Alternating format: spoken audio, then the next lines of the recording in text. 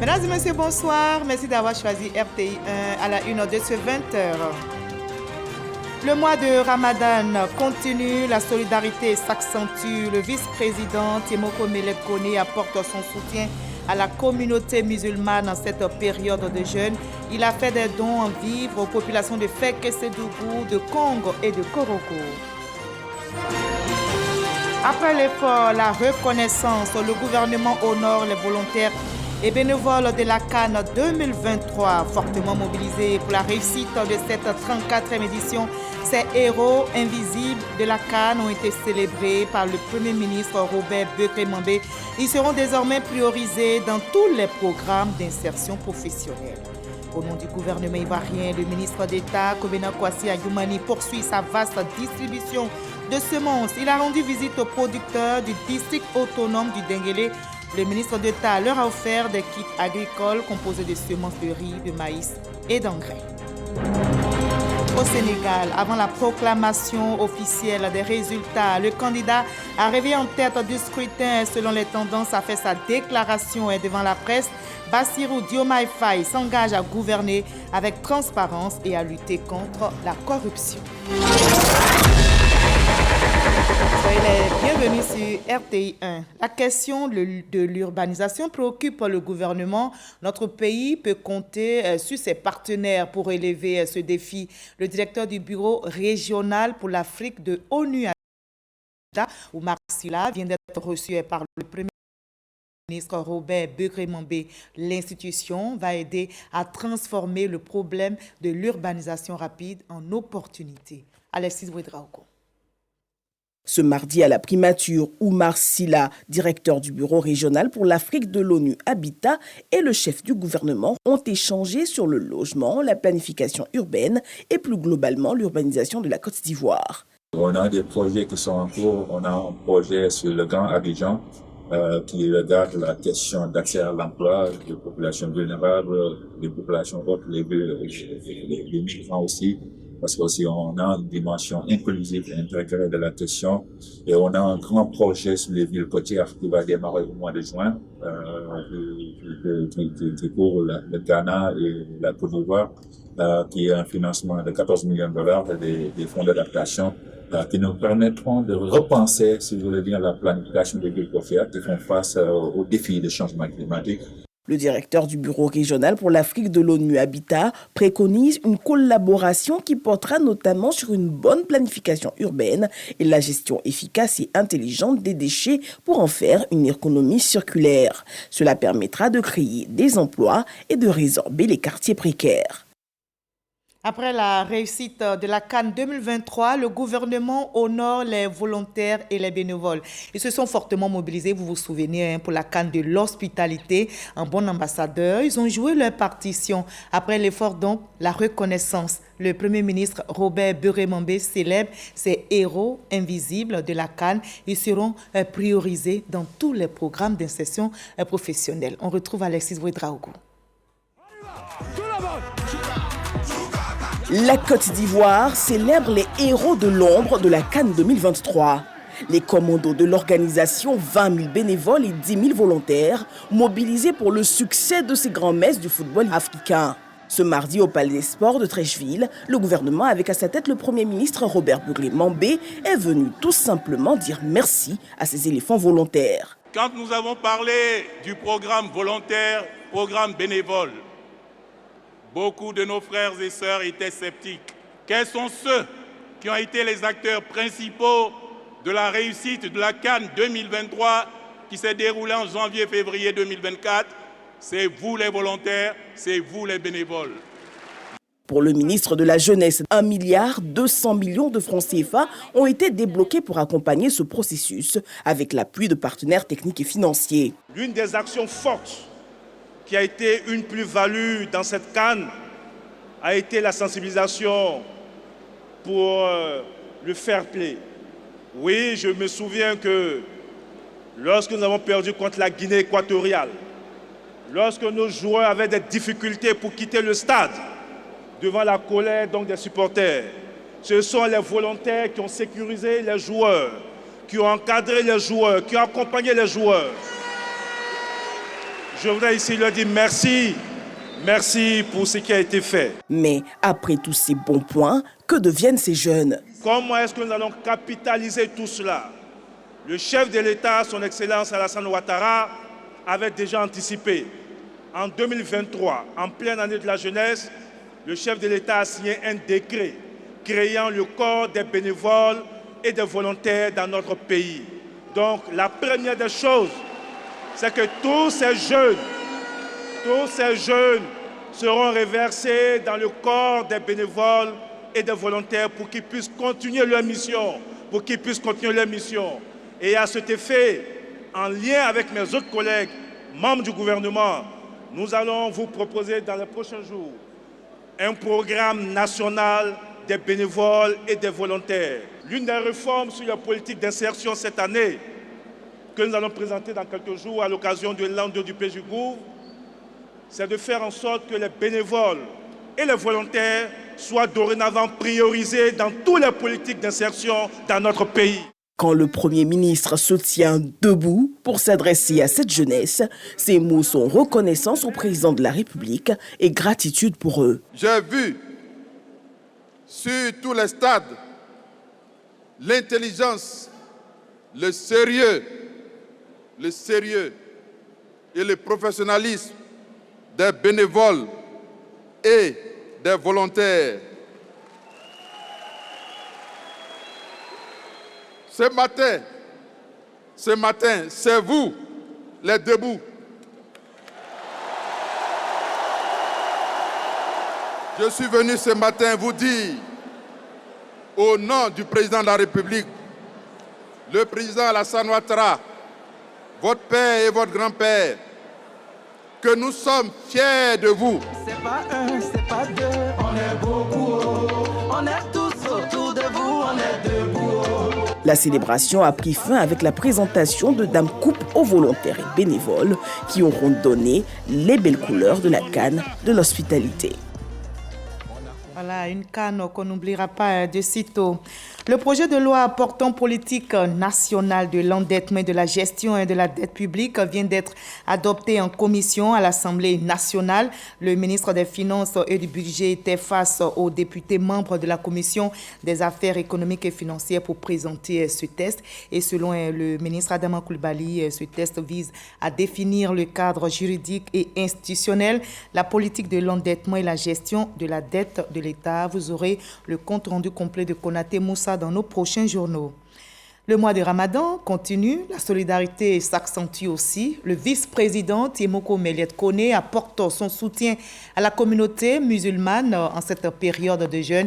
Il a fait des dons en vivres aux populations de Feke-Sédougou, de Congo et de Korogo. Kader Sogodogo, le reportage. La caravane de la solidarité initiée par le vice-président de la République, Temoko Meliette Kone, continue sa randonnée à travers le pays. Il s'agit de partager la foi, l'amour en cette période de pénitence. Mosquée principale de Feke-Sédougou, mosquée historique de Kong et grande mosquée de Korogo. Les fidèles musulmans reçoivent des vivres composés de riz et de sucre en ce mois saint de Ramadan. Un geste qui vise à soutenir les fidèles musulmans en cette période de jeûne. À travers cette action, l'émissaire du vice-président de la République invite la communauté à plus d'unité et de cohésion. C'est un acte de solidarité pour le vice-président qui est aussi musulman et qui connaît les préoccupations de nos parents en ce mois difficile, de venir en soutien aux parents pour le Ramadan, pour le carême. Et je pense que nous pouvons encourager les uns et les autres à suivre l'exemple du vice-président. Chacun à son niveau peut essayer de faire le peu qui lui sera permis de pouvoir faire à l'endroit de nos populations. Guides religieux et fidèles musulmans sont reconnaissants pour le geste et promettent de demeurer dans la prière pour la Côte d'Ivoire. Une émotion de joie quand les hautes personnalités pensent à Kong pendant ce mois béni de Ramadan, ça nous va droit au cœur. Et notre devoir, c'est de dire merci. On remercie Dieu, on remercie les vice-présidents, on remercie les présidents même, que Dieu lui garde longtemps, que Dieu lui garde de succès, de bonheur. La Côte d'Ivoire Il n'a qu'à avancer. Que Dieu n'a qu'à lui donner longue vie et la santé. Que la Côte d'Ivoire soit belle, la Côte d'Ivoire soit posée. En cette période de partage et de pénitence, les fidèles musulmans n'ont pas manqué d'adresser des prières à l'endroit du président de la République Alassane Ouattara et du vice-président Temoko Meliet Kone en reconnaissance de leur soutien indéfectible aux communautés religieuses vivant en Côte d'Ivoire. Le président du CESEC, également président du Conseil régional du Sud Comoé, est aussi solidaire des musulmans et des chrétiens. En cette période de jeûne, Eugène Aka Awele a fait des dons en vivres aux communautés musulmanes et chrétiennes du Sud Comoé. Jamagagi, Michel Kwame pour le reportage. Remise de dons aux communautés musulmanes et chrétiennes de la région du Sud Comoé à l'occasion de la 7e édition de Ramadan Solidarité. Une initiative du Dr Eugène Aka Awele, président du Conseil régional. Au vu de cet élan de solidarité, les guides religieux expriment leur gratitude. C'est d'ailleurs mieux et bien de pouvoir soutenir ceux qui sont dans le besoin.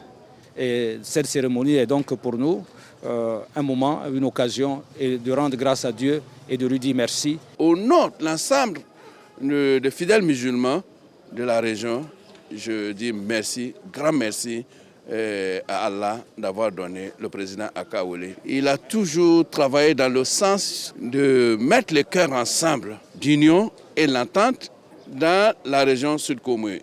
Le docteur Eugène Aka Awele a souligné l'importance de cette entraide et du rôle de la diversité religieuse en société. C'est notre manière de dire que nous avons, nous aussi, bien compris la leçon que vous nous enseignez, vous, les serviteurs de Dieu, que nous, les serviteurs des hommes, nous avons compris que nous devons faire preuve d'amour en nous inscrivant dans le partage en période de jeûne. Cette action de solidarité envers les communautés musulmanes et chrétiennes du Sud Comoé témoigne de l'engagement du Conseil régional à favoriser le vivre ensemble et la cohésion sociale. Antisocial, la toile de la solidarité au nord, à Ouangolodougou précisément. Après la communauté chrétienne, les musulmans reçoivent des dons du ministre d'État, ministre de la Défense, Téné Birahima Ouattara. Le président du conseil régional du Tchologo leur a offert des vivres pour le Ramadan. Guénemba Ouattara, Kader Sogodougou. Des vivres composés de riz et de sucre offerts à la communauté musulmane de Ouangolodougou. L'action sociale est du ministre d'État, ministre de la Défense Téné Birahima Ouattara, par ailleurs président du conseil régional du Tchologo, pour permettre aux populations musulmanes de poursuivre le jeûne en toute quiétude en ce mois béni de Ramadan, moment de partage, de piété et de prière. Les vivres sont remis aux bénéficiaires par son émissaire, le député de Ouangolodougou, commune, sous-préfecture et Kawara, sous-préfecture, qui exprime sa reconnaissance aux donateurs. C'est une tradition. Chaque fois à cette période de l'année de pénitence, le ministre d'État fait parler son cœur au bénéfice de la population du département de Ouangolodougou. Au nom donc de cette population chrétienne et musulmane, je voudrais lui dire merci et qu'il trouve en ce mot l'expression de notre profonde gratitude. La population salue également cet acte de portée sociale. Nous remercions le ministre d'État ainsi que l'honorable Traoré Drissa pour les dons qui nous soulagent en cette période de pénitence. Que Dieu le Tout-Puissant vous le rende au centuple. Nous remercions le ministre Téné Birahima Ouattara pour tout ce qu'il fait pour nous chaque année dans le mois de Carême. C'est un réel soulagement pour nous, les femmes du département de Ouangolodougou. Le député Traoré Drissa exhorte les populations à prier pour la paix et à la stabilité en Côte d'Ivoire, gage de tout développement. Et justement, l'amour, le pardon, l'humilité, le partage sont autant de valeurs prônées en ce mois de Ramadan. Ce temps de jeûne est aussi marqué, vous allez le voir, par le dévouement des femmes qui se lèvent avant l'aube pour concocter des plats pour leur famille. Ce sont des repas suggérés pour débuter le jeûne. Ces femmes s'emploient également à la préparation des mets pour la rupture. Ismaël Evradeo, Mama Traoré nous en parle. Maïmouna habite la commune d'Abobo. Assistante de direction, elle allie tâches professionnelles et ménagères en cette période de jeûne musulman. Chaque jour, Elle concocte une variété de mets pour l'ensemble de la famille et un repas spécial pour son époux encore au travail. Depuis le début du jeûne, la journée commence généralement 3 h du matin et 4 h. On s'élève, on fait les repas du saour. Et puis bon, à partir de 8 h, on file au boulot. Donc de là, à partir de 15 h, 15h30, je rentre à la maison pour venir faire le repas. Aujourd'hui, on va faire du thon, accompagné de la sauce de poudre de gombo séché, bambougou. Et puis les enfants, nous, on va manger du ragoût d'igname. Le menu ainsi défini, Maïmouna s'active dans la cuisine. Dans à peu près 1 heure de temps, ce sera l'heure de la rupture. H-20 minutes, M. Ouattara est au bas de l'immeuble. À la maison, les couverts sont déjà posés. Une fois monté, il est accueilli par les enfants, puis fait un tour dans la cuisine.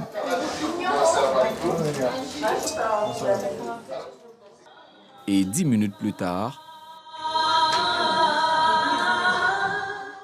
la fin d'une journée de jeûne qui introduit une autre quelques heures plus tard. Il est 4 h du matin. Degata fait le tour de la maison pour réveiller la famille. C'est l'heure de la prise du saour, le repas qu'il est recommandé pour entamer son jeûne. Du café, des omelettes et du pain. L'essentiel de la nourriture a été conservé la veille, même si Mémédita, elle préfère des crudités. Chou, carottes, râpé, tomates, concombre, et puis un peu d'eau. Le soir, on prépare, on garde. Quand on se lève à 4 h, on chauffe. Quand on finit de manger, on prie. Du premier au dernier jour du Ramadan, ce sera la routine pour ces braves dames. Pour elles, satisfaire les besoins du ménage demeure une priorité qui passe avant tous les actes d'adoration en cette période pourtant propice. Toute femme musulmane sait que le mois de jeûne, là, on est confronté et c'est juste 1 mois seulement. Donc, je ne vois pas de soucis en cela. On peut le faire, on le fait même, et puis on adore le faire. C'est mois de carême. Tu ne peux pas arriver à 5 h ou bien à 6 h. C'est à 4 h. Tu dois te réveiller pour faire tout. Selon ce guide religieux, cette noble cause n'est pas fortuite. Le prophète alayhi salatu wa salam nous dit, celui qui fait rompre le jeûne à un musulman a les mérites de ce dernier-là. Toi, tu me fais rompre le jeûne pendant que toute la journée j'ai fait la lecture du Coran, pendant que j'ai fait des zikrs, pendant que j'ai fait la science du tafsir, tout ce que je vais accomplir comme bonnes œuvres, sache que tu as de ces mérites-là. Comme depuis le début de l'islam, les femmes continuent de jouer un rôle capital. Pour l'histoire, c'est auprès de son épouse Khadija que le prophète Mohammed a trouvé réconfort lorsqu'il reçut sa première révélation. Khadija est d'ailleurs la première personne à s'être convertie à l'islam. Voilà, c'était le Ramadan avec les femmes, un reportage d'Ismaël Ivradeo et Mama Traoré. L'ONG Cœur d'Homme est aussi aux côtés des veuves et des familles démunies en ce mois de Ramadan. Et cette organisation fait plusieurs dons composés de vivres et non-vivres en vue de permettre à ces personnes de passer ce temps de jeûne en toute quiétude. Williams Bakou et Chaltato pour le reportage. Les fidèles musulmans sont en pleine période de jeûne et de piété, une période à laquelle les plus nantis font preuve de solidarité envers les moins nantis. L'ONG Cœur d'Homme marque cette solidarité à travers un don de vivres et non-vivres aux veuves et à des familles démunies en cette période de Ramadan. Cette action d'œuvre sociale est la deuxième du genre initiée par cette organisation à Bouaké. Elle permettra à ces femmes de passer un bon mois de jeûne. On est venu vers notre maman avec mes chahiers. Dieu nous a donné, même à part le mois du carême, il dit il faut partager, il faut être humaniste, il faut être socialiste. Ne pense pas que toi seul, il faut penser à les autres aussi. Pour les bénéficiaires, ce geste est salutaire. La joie est indescriptible, tellement ça me doit va au cœur. Parce que ces femmes que vous voyez, elles souffrent. Le mari décède et puis les enfants sont là avec elles, sans soutien. Vraiment, c'est très très difficile. Nous saluons l'apport de l'ONG et nous prions que dans les années à venir, que les dons soient encore plus consistants. L'ONG Cœur d'Homme est une organisation qui lutte contre les violences faites aux femmes et vient en aide à la jeune féminine à travers la mise en place de projets en faveur de l'autonomisation des femmes du monde rural.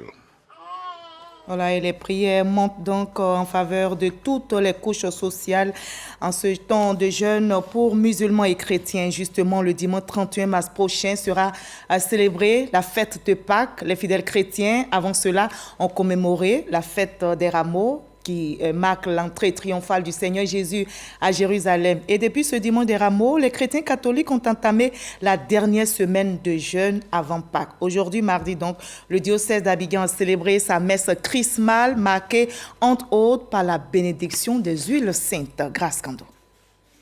Messe chrismale ce mardi de la Semaine Sainte à la cathédrale Saint-Paul du Plateau. Célébration présidée par Jean-Pierre Cardinal Coutois, archevêque métropolitain d'Abidjan. À cette occasion, les huiles qui servent aux différents sacrements de l'Église catholique ont été bénies par le prélat. C'est l'évêque seul qui a insufflé l'esprit qu'il a reçu de Dieu dans ces huiles-là. Et c'est fort. L'utilité de l'huile que l'évêque vient de bénir, c'est quoi? Il y a pour fortifier les chrétiens catholiques, c'est-à-dire ceux qui ont fait le baptême, ils sont fortifiés par l'huile. Ceux qui sont malades, ils sont loin de l'huile pour être guéris et fortifiés. Et pour le baptême, ils entrent dans la grande famille, ils sont oints. Moment également pour environ 400 prêtres du diocèse d'Abidjan, issus d'une centaine de paroisses, de procéder au renouvellement de leurs promesses sacerdotales, résumées en 3 vœux, pauvreté, obéissance et chasteté. En renouvelant nos promesses, nous disons au Seigneur que nous voulons continuer à le servir, nous voulons continuer à nous donner à lui et à son peuple dans le service. Notre Dieu est vivant. Il était hier, il est le même aujourd'hui, il est le même demain. Et nous renouvelons ce que nous avons fait et dit à notre messe, à l'ordination. Et c'est une autre manière de rester fidèle au Christ, rester fidèle à notre évêque. Au cours de cette messe chrismale, l'archevêque métropolitain d'Abidjan a invité le presbytérium du diocèse d'Abidjan à un réarmement moral et spirituel. Le renouvellement de nos promesses sacerdotales nous invite à ne jamais oublier les obligations attachées à nos engagements, à savoir vivre toujours plus unis au Seigneur Jésus, chercher à lui ressembler, renoncer à nous-mêmes, être fidèles aux engagements attachés à nos charges ministérielles, célébrer les sacrements et enfin annoncer la parole de Dieu avec désintéressement. Messe chrismale qui a vu la participation de l'évêque émérite de Kinkala au Congo. Voilà, les prières s'intensifient donc en cette semaine sainte. Le Premier ministre Robert Begré-Mambé se tient justement aux côtés de la communauté chrétienne. Il a fait des dons en vivres et non-vivres à la Caritas de Côte d'Ivoire. Une action pour permettre aux bénéficiaires d'aborder plus sereinement cette semaine décisive pour la foi chrétienne. Ismaël Evradeo, Barnaba Konan et Godfrey Okamawa. Une prière en guise de remerciement au Premier ministre, chef du gouvernement, Robert Begré-Mambé. Il a fait un don en vivres, plus une enveloppe de 5 millions de francs CFA à la Caritas de Côte d'Ivoire. Cela n'est pas un geste délibéré, mais il y a une motivation profonde, à savoir prendre fait et cause de la souffrance et de la misère de nos frères et sœurs. Et vous venez en ce jour démontrer à sa juste valeur que nous avons toujours quelque chose à offrir aux autres. Selon les émissaires de la primature, ce geste témoigne du soutien du Premier ministre à la communauté catholique qui a entamé un tournant décisif du carême chrétien, la Semaine Sainte. La foi sans les œuvres n'est rien. Donc c'est la tradition de cette foi-là, par les œuvres, ce que nous venons de concrétiser, là, qui permet une bonne Semaine Sainte aux fidèles. Débutée le dimanche des Rameaux, la Semaine Sainte se terminera par la veille pascale. Voilà, et dans ce contexte de prière, de jeûne, de partage, au nom du gouvernement, le ministre d'État, Kobena Kwasi Adjumani, poursuit sa vaste distribution de semences. Il a rendu visite aux producteurs du district autonome du Denguélé. Le ministre d'État a offert aux producteurs des kits agricoles composés de semences de riz, de maïs et d'engrais. Soro Corona. Terrain de la préfecture d'Odiélé, dans le district autonome du Denguélé. 2765 tonnes d'engrais d'urée de MPK, 189 tonnes de semences de riz et de maïs destinées à plus de 3000 producteurs des régions du Foulon et du Kabadougou. C'est le déploiement du programme de production alimentaire d'urgence sur l'étendue du territoire national. Les ministres du district se réjouissent de ce soutien de l'État qui vient booster la production vivrière locale. En augmentant la production de riz, de maïs et de manioc, nous visons non seulement à amortir les effets de ces crises sur nos populations, mais aussi à renforcer notre souveraineté alimentaire. Avec le lancement du programme de production alimentaire d'urgence à Odélé, nous posons un acte étroitement en corrélation avec la vision 2030 du président de la République, son Excellence Alassane Ouattara, pour une Côte d'Ivoire toujours prospère et toujours plus solidaire. Et les objectifs que nous avons sont clairs. Il s'agit de faire du district du Denguélé le plus grand grenier céréalier de la Côte d'Ivoire. Si nous voulons l'autosuffisance alimentaire en 2030, il nous faut irriguer plus de 300 000 hectares, dont 100 000 au niveau du district du Denguélé. Le don est remis par le ministre d'État, ministre de l'Agriculture, du Développement rural et des productions vivrières, Kobena Kwasi Adjumani. Le programme de production alimentaire d'urgence cadre avec la vision du président de la République, Alassane Ouattara, celle de produire du vivrier en quantité et de bonne qualité afin de juguler la sécurité alimentaire. C'est la première fois dans l'histoire de notre pays où on voit un président de la République qui fait du développement dans tous les secteurs d'activité et qui aujourd'hui prend soin de mettre à la disposition des producteurs des semences. Le président de la République, son Excellence M. Alassane Ouattara, en mettant en place ce dispositif pour booster nos productions, il a pour souci de produire davantage pour nos parents et d'assurer notre sécurité alimentaire pour être souverains dans les domaines agricoles. Nous importons ce que nous consommons. Le président veut qu'on renverse la vapeur. Nous devons produire ce que nous consommons. Et c'est ça la souveraineté alimentaire. Pour s'imprégner du potentiel de production et de transformation du riz, le ministre d'État a visité des usines de riz. Occasion pour Kobena Kwasi Adjumani d'encourager les investisseurs privés afin de prendre leur part dans le combat de la sécurité alimentaire en Côte d'Ivoire. Le district autonome du Bassa-Sandra, de son côté, réactive son plan stratégique de développement.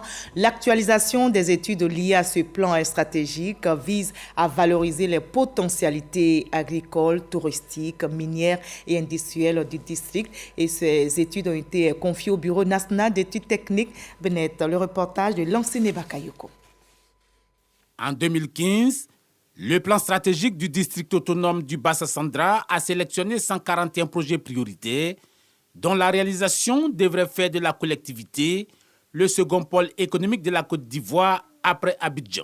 Le district autonome du Bassa-Sandra est une zone de grosse production de cacao, une zone très riche qui peut et doit apporter sa part de développement au pays. Une dizaine d'années après, 32 projets ont été réalisés, notamment le bitumage des grands axes routiers, la côtière, les voies d'accès à la zone industrielle de San Pedro et le renforcement de diverses infrastructures socio-collectives.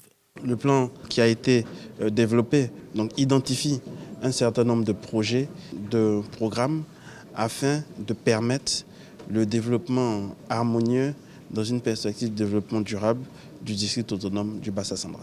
Le plan actualisé prévoit la relance de 36 projets pour 333 milliards de francs CFA. En plus des infrastructures routières, la préservation de l'environnement, les ressources extractives, la production agricole et surtout la valorisation des atouts touristiques sont les principaux leviers du nouveau plan stratégique du Bas-Sassandra. Les études sont parties de la base des villages, des campements jusqu'au sommet pour ne pas rater toute information qui puisse permettre de sortir ce document. Il nous appartient donc de créer ces conditions, d'aller chercher les investisseurs pour pouvoir venir le faire. Le Bureau national d'études techniques de développement BNET conclut que tous les livrables contenus dans les études devraient contribuer à changer le visage du district du Bas-Sassandra, un district de plus de 2 millions d'habitants. Selon le ministre-gouverneur Philippe Legré, le document sera déposé sur la table du Premier ministre Robert Begré-Mambé. Voilà, je vous propose en image l'adoption du projet de loi portant politique nationale de l'endettement, de la gestion et de la dette publique à l'Assemblée nationale. Le ministre des Finances et du Budget était face aux députés membres de la Commission des affaires économiques et financières pour présenter ce projet. Et selon le ministre Adama Coulibaly, ce texte vise à définir le cadre juridique et institutionnel, la politique de l'endettement et la gestion de la dette de l'État. Il est en passe de devenir le 5e président du Sénégal. Le candidat de l'opposition, Bassirou Diomaye Faye, arrivé en tête du scrutin selon les tendances, a fait sa première déclaration officielle. Le futur président sénégalais, félicité par tous ses adversaires et reconnaissant au peuple sénégalais pour le choix porté sur sa personne. Il s'engage à gouverner avec transparence et à lutter contre la corruption. Sidonie Davila, Ulrich Adongon sont nos envoyés spéciaux au Sénégal. Le candidat élu de l'élection présidentielle du Sénégal, Diomaye Faye, a fait sa première sortie ce lundi dans la soirée. Au milieu d'une foule enthousiaste, il a exprimé sa profonde reconnaissance envers le peuple sénégalais pour lui avoir accordé sa confiance. Je voudrais remercier le peuple sénégalais pour le choix porté sur ma personne et au-delà de ma personne sur le projet que je porte et partage avec de nombreux compatriotes. En m'élisant président de la République, le peuple sénégalais a fait le choix de la rupture pour donner corps à l'immense espoir que notre projet de société a suscité et donner corps à ses aspirations. Je m'engage à gouverner avec humilité, dans la transparence, à combattre la corruption dans toutes les échelles. Le candidat de la coalition Diomaye président, dans un discours empreint d'humilité, appelle à transcender les clivages politiques et ethniques pour travailler au développement du pays. Je lance un appel à nos frères et sœurs africains pour qu'ensemble nous consolidions les acquis obtenus dans les processus de construction de l'intégration de la CEDEAO, tout en corrigeant les faiblesses et en changeant certaines méthodes, stratégies et priorités politiques. Je mènerai des actions similaires avec la même abnégation pour l'unité et l'intégration politique et économique du continent. À son leader, dont les enseignements et la vision ont guidé son parcours politique, Diomaye Faye a rendu un vibrant hommage à Ousmane Sonko. Le candidat élu Diomaye Faye a tenu également à exprimer sa gratitude envers le président sortant Macky Sall, sans oublier tous les autres candidats concurrents qui lui ont adressé des mots de félicitations. Et le président de la commission électorale indépendante de Côte d'Ivoire a séjourné avec une équipe du réseau des structures de gestion électorale de l'Afrique de l'Ouest, RESEAO. Et c'était lors de la présidentielle sénégalaise. Ibrahim Coulibaly Cubière et son équipe sont allés apporter leur soutien à la commission électorale nationale autonome du Sénégal. On retrouve nos envoyés spéciaux au Sénégal, Ulrich Adongon et Sidonie Davila.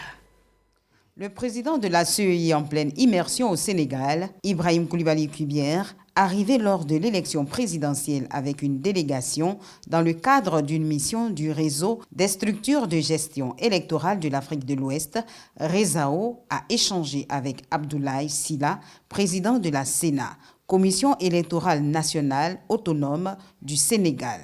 Ensemble, les présidents d'institutions ont partagé les défis à relever et mutualisé les bons procédés en matière électorale. Nous ne sommes pas des observateurs. Nous faisons partie intégrante de la Sénat, de la Commission électorale nationale autonome du Sénégal. C'est comme ça l'esprit du RESAO. Nous venons assister, soutenir nos frères du Sénégal. Ensemble, nous allons palper toutes les difficultés, voir ce qu'il y a à faire.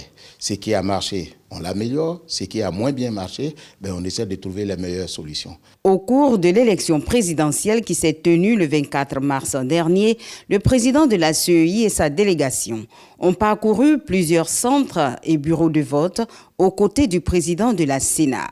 Et nous sommes revenus, nous sommes en train d'échanger, nous sommes en train d'examiner le procédé de remontée des résultats, ce qui est un élément particulier au niveau du Sénégal. Et le système sénégalais est un peu différent de celui de la Côte d'Ivoire, tout comme de certains autres pays. Alors nous allons profiter de cette expérience, rassembler beaucoup d'éléments et puis les mettre en écrit et puis les faire partager aux autres membres du RESAO pour qu'ensemble, nous puissions relever le défi de la bonne gouvernance. Le Sénégal se prête à cet exercice aujourd'hui dans un contexte particulier. Et c'est pourquoi d'ailleurs nous apprécions plus le soutien de nos frères de Côte d'Ivoire. Parce que vous n'êtes pas sans savoir toutes les péripéties qui entourent cette élection-là. Donc nous sommes vraiment honorés et très contents donc, de leur soutien, de leur appui. C'est avec beaucoup de plaisir que nous nous rendrons à Côte d'Ivoire, n'est-ce pas, pour aussi soutenir et appuyer la Commission électorale indépendante de Côte d'Ivoire lors de prochaines élections générales. Cette rencontre marque pour ces deux personnalités un pas significatif vers une coopération renforcée au sein du réseau en vue de garantir des élections libres, transparentes dans toute la région de l'Afrique de l'Ouest.